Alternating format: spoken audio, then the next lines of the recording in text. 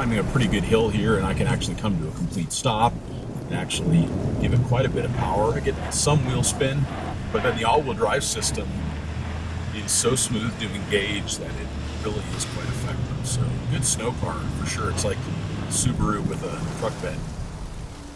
Hello, I'm Scott Brady with Overland Journal and Expedition Portal, and I am here with the 2022 Ford Maverick. This is an all-wheel drive version with the FX4 four-wheel drive package. This is a very fun truck, and we took it on our entire test track in the snow. Let's show you how it did.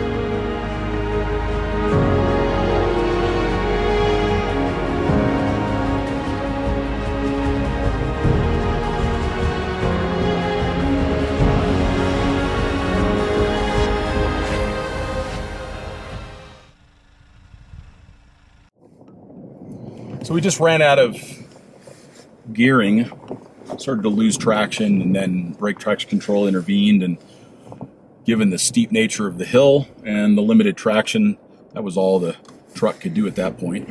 But we'll see how it does this time.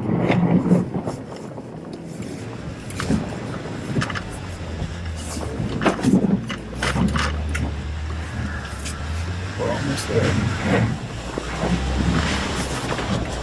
All right, we made it. Yeah. So it made it that time.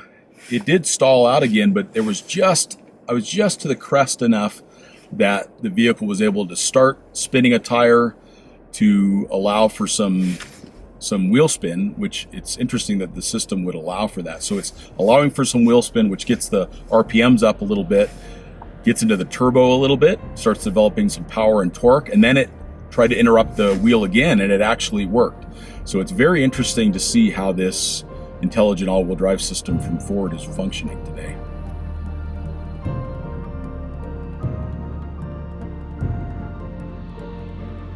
So let's go through pros and cons with this Maverick. The pros are great little drivetrain, 8-speed automatic, 250 horsepower, turbocharged 4-cylinder, easily moves itself around town. It also has one of the most effective all-wheel drive systems that we've seen in a crossover vehicle, particularly a vehicle of this type, so much better than the competitors in this space. And then it also has really impressive towing and payload numbers for the kind of vehicle that it is. So you can get a max towing package at 4,000 pounds of towing, but then you can get into 1,500 pounds of payload, which is much better than even many of the mid-size trucks, including, for example, a Gladiator Rubicon or a TRD Tacoma. But there are some cons that come along with that. It does not have low range, which means you have to use quite a bit more momentum in certain obstacles. The traction control is very effective, so it does typically get you through, but because it doesn't have enough gearing, you got to use a lot more momentum.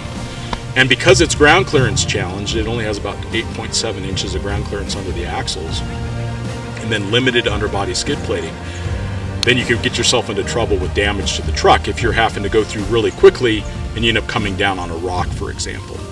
So that's a consideration around the ultimate capability of this truck in technical terrain. And then the last thing is some of the underbody componentry, like for example the sound deadening material, they kind of line the whole underside of the truck with it. And not only does it capture mud and water and debris, but it also easily tears on even a little earthen mound like this that would normally not cause any damage to a vehicle that we were testing. It actually kind of tears back that material a little bit. So I think the owner would either want to remove that, or hopefully the aftermarket comes up with something that would be a better solution. But overall, this is such a fun truck. I mean, it is literally something that I would buy myself. I think it's such an exciting vehicle to come to market at such a great value with so much capability, ready to go out and explore. If your travels are about the trip and about road trips and it's not about the truck, this might be the vehicle for you.